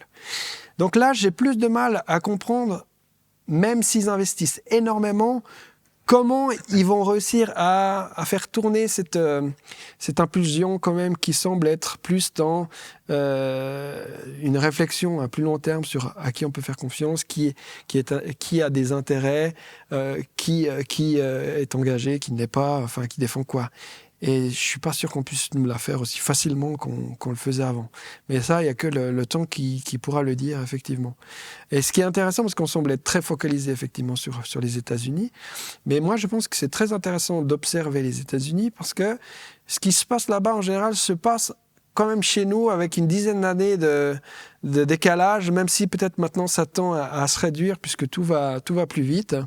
Mais on l'a vu avec le wokisme en partie, bien comme il s'est un peu fait taper dessus là-bas.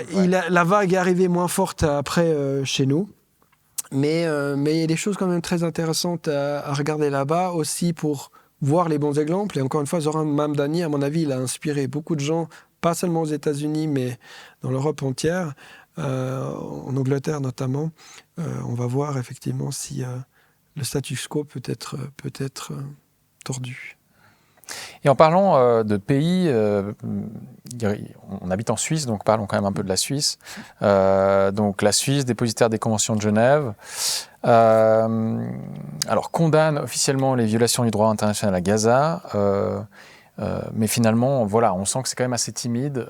Il y a eu plusieurs lettres ouvertes d'ONG, d'ex-conseillers fédéraux comme Ruth Dreyfus, qui ont appelé à un embargo sur les armes et des sanctions. Pour toi, comment tu analyses cette position suisse ? Alors, la Suisse, j'ai toujours trouvé extrêmement molle sur bien des choses.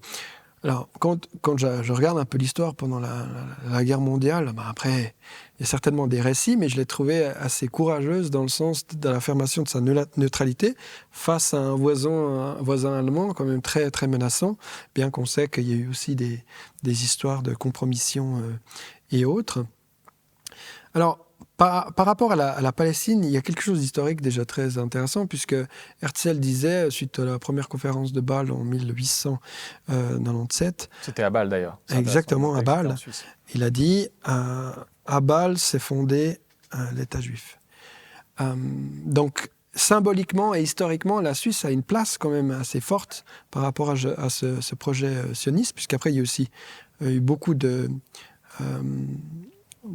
conférences qui se sont répétées en Suisse pour parler de ce projet-là, les congrès. Aussi parce que la Suisse, justement, déjà à la base, le sionisme, même chez les Juifs, c'était une idéologie très minorisée, et puis même criminalisée dans certains... Et puis, le sionisme avait plusieurs courants différents. Exactement. Et dans certains pays, on ne voulait pas en entendre parler aussi, pour le coup, certainement aussi des raisons antisémitiques.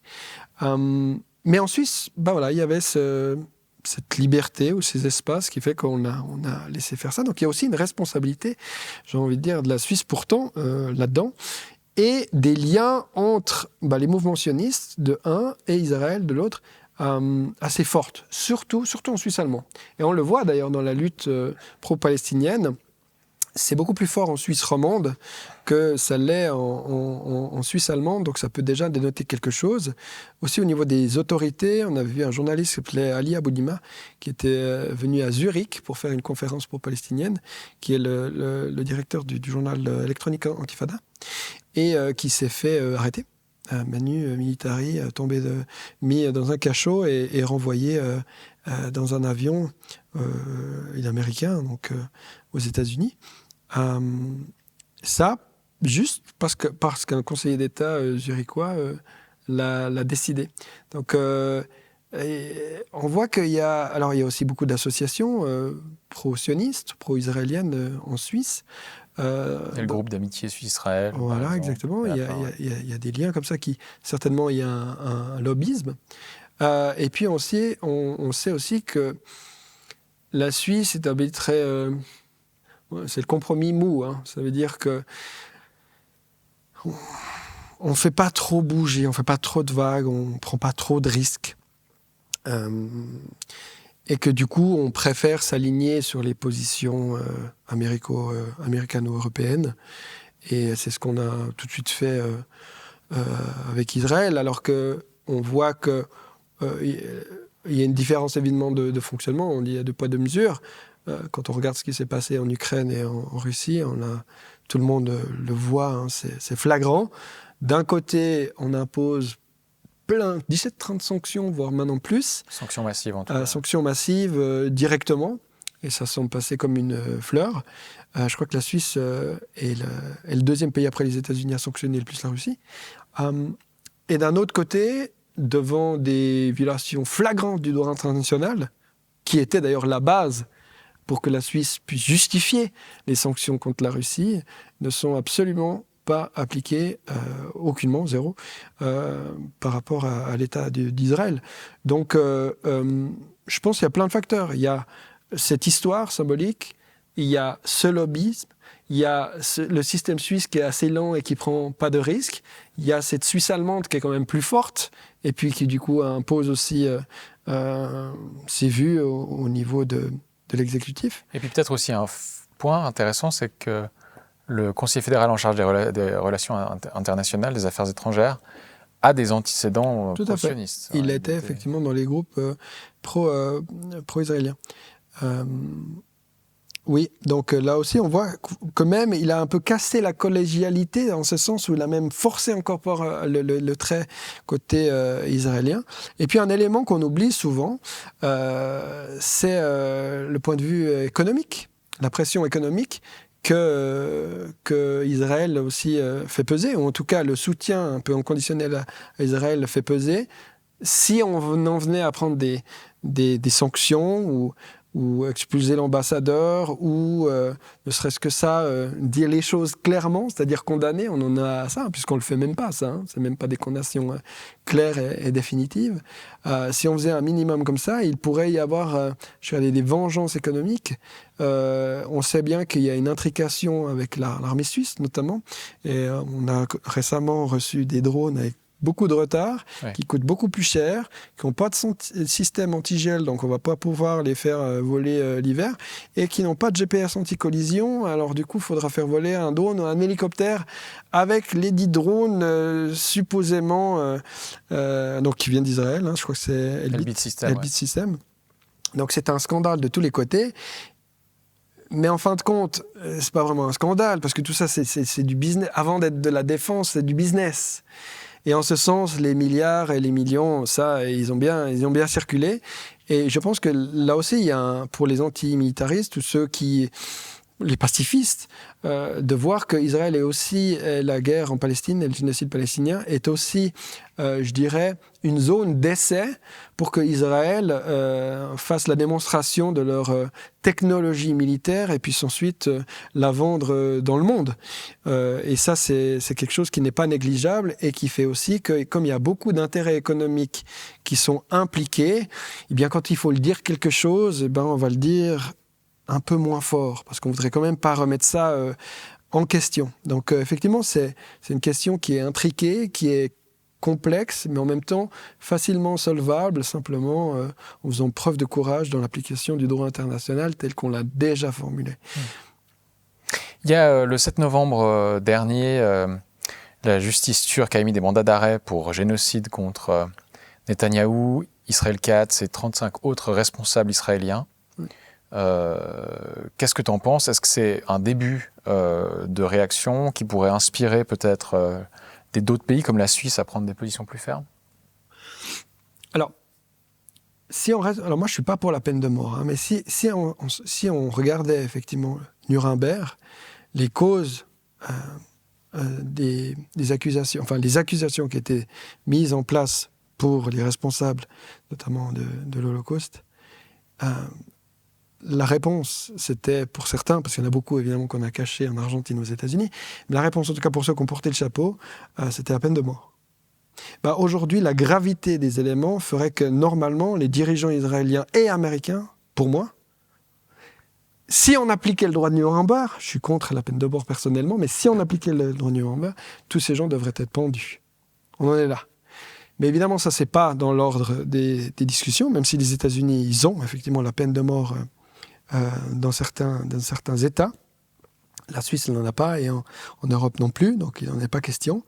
Mais je crois que souvent, il y a quand même un problème entre la gravité de la situation et les réactions qu'on voit, qu'on entend ou qui se font, qui sont à des années-lumière de ce qu'on devrait faire. Ouais, donc pour toi, ces mandats d'arrêt, c'est symbolique, quoi. Non seulement c'est absolument symbolique, mais en fait, ce qu'il faudrait faire, c'est créer une force internationale qui va, comme des casques bleus ont été à un moment, par exemple, pour le génocide au Rwanda. Au Rwanda, merci. Après, on va se sortir et c'est pour ça qu'il y a aussi le génocide, mais une force internationale qui va s'opposer à Israël. Donc c'est une force militaire. Parce qu'en fait, pour moi, tant qu'il n'y aura pas une force militaire qui s'oppose physiquement, concrètement, par la force à Israël, ils n'auront aucune raison, aucune, de reculer ou de s'arrêter. Même si le déficit d'image ou il y avait un poids économique à payer, puisqu'ils le payent déjà, il y a une migration, il y a des ports qui ont fermé, évidemment, il y a un boycott qui marche de mieux en mieux, et que du coup les produits israéliens, c'est de plus en plus compliqué aussi à les vendre à l'étranger. Donc, mais on voit bien que ça, c'est largement insuffisant, puisqu'ils estiment qu'ils sont dans une mission divine. Donc ça, finalement, c'est un petit coût à payer pour arriver à la fin de leur dessein, c'est-à-dire l'extermination et l'effacement du peuple palestinien dans son ensemble. Et du coup, en fait, je pense qu'il n'y a pas d'autre alternative que de s'opposer par la force. Mais évidemment, tant que les États-Unis...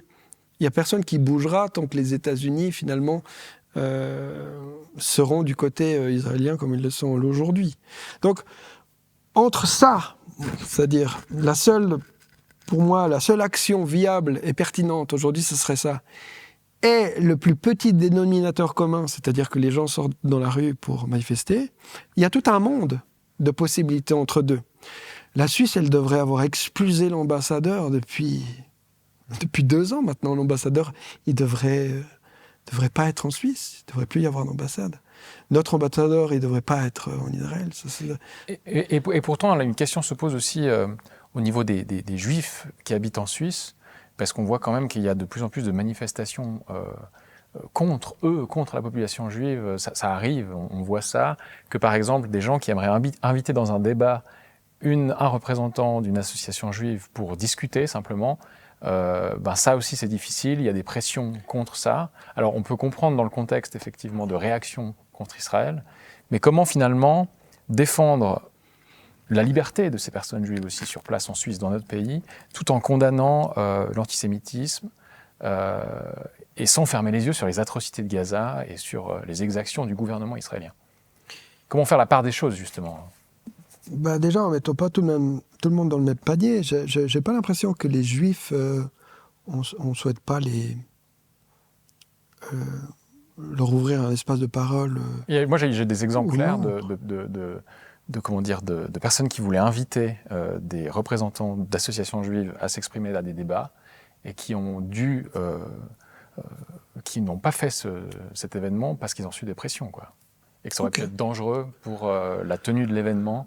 De par certains militants pro-palestiniens qui sont opposés de manière véhémente à ça, quoi. Donc ce genre de choses sont quand même interpellantes en Suisse.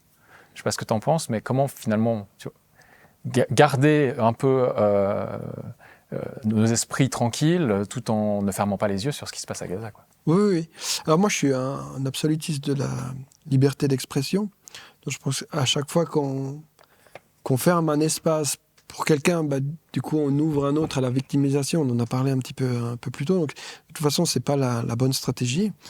D'autant plus que, alors là, pour le coup, si la personne en question, parce qu'il faut encore voir ça, il y a plein de juifs antisionistes qui sont absolument formidables et puis qui font un travail remarquable, d'ailleurs, peut-être encore plus courageux dans le sens où ils peuvent après recevoir l'opprobre de leur propre communauté. Je ne sais pas de quelle manière après ils s'identifient forcément à ça, puisque moi j'ai l'impression que ma communauté c'est le monde. Donc, mais ouvrir le débat, continuer d'en parler, j'ai pas vraiment l'impression qu'il reste beaucoup de personnes de bonne foi qui arrivent à justifier les choses telles qu'elles sont aujourd'hui. C'est-à-dire le meurtre de masse des Palestiniens. Du coup, je ne vois pas en quoi ces personnes sont à craindre. Par contre, moi, ce que je vois plus, c'est que ces gens-là, mais ce n'est pas forcément des juifs, on l'a dit tout à l'heure, il y a beaucoup plus de sionistes, de chrétiens que de juifs. Sur les plateaux français, par exemple, les chaînes télévisuelles français, il faut chercher les gens pro-palestiniens. Au contraire, c'est plutôt l'inverse. J'ai l'impression que le mouvement est plus souvent dans le sens où on ne va pas faire venir quelqu'un qui supporterait, qui serait militant pour la cause palestinienne que quelqu'un qui serait militant pour la cause, voilà. Dans les médias, clairement, ouais. Dans les médias, oui. Donc voilà, pour mettre lumière, si on veut à un moment donné se réconcilier, si c'est possible, de toute façon, ça peut passer que par un canal. C'est s'écouter, se parler, même si on n'est pas d'accord, et puis gentiment construire sur ce qu'on aurait en commun, c'est-à-dire la volonté d'être en paix, de pouvoir construire, de pouvoir s'autodéterminer, comme je disais tout à l'heure, avoir un semblant de liberté et construire l'avenir. Et je dis, avant, tu avais posé la question encore sur cette comparaison que je pourrais faire avec l'Holocauste.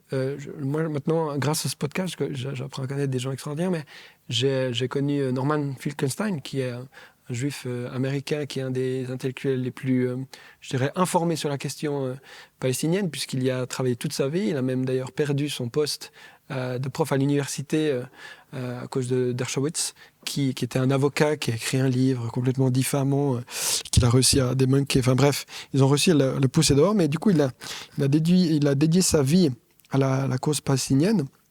Et lui, ses deux parents sont des survivants de Auschwitz, alors que c'est les seuls. C'est-à-dire que toute sa famille du côté de sa mère et toute sa famille du côté de son père, à l'exclusion de sa mère et de son père, se sont fait exterminer dans les camps. Donc évidemment, il a une légitimité à parler des choses. Et c'est grâce à ces figures-là que finalement des gens, après, comme moi ou d'autres, on peut arriver comme ça, en s'appuyant sur eux, parce que sinon, ça serait trop facile de nous accuser aussi d'antisémitisme, même si ça ne marche plus. Et lui, il faisait vraiment des liens, des parallèles très, très, très intéressants que j'aurais pas osé faire, par exemple, mais par rapport à la famine, qu'imposent les Israéliens sur les Palestiniens, lui disait, les Allemands faisaient la même chose. Dans les camps de concentration, ils faisaient des soupes, mais les soupes, c'était juste de l'eau chauffée, et ils mettaient 3 ou 4 petits morceaux de légumes dedans, et après, ils disaient aux gens, allez vous servir. Et comme les gens étaient affamés, ils devaient se battre entre eux pour attraper les petits cubes de légumes qu'il y avait. Et c'était une logique génocidaire qui voyait se reconstituer à Gaza à travers les pratiques, et qui montrait qu'effectivement, en tout cas l'énergie était la même, l'intention était similaire.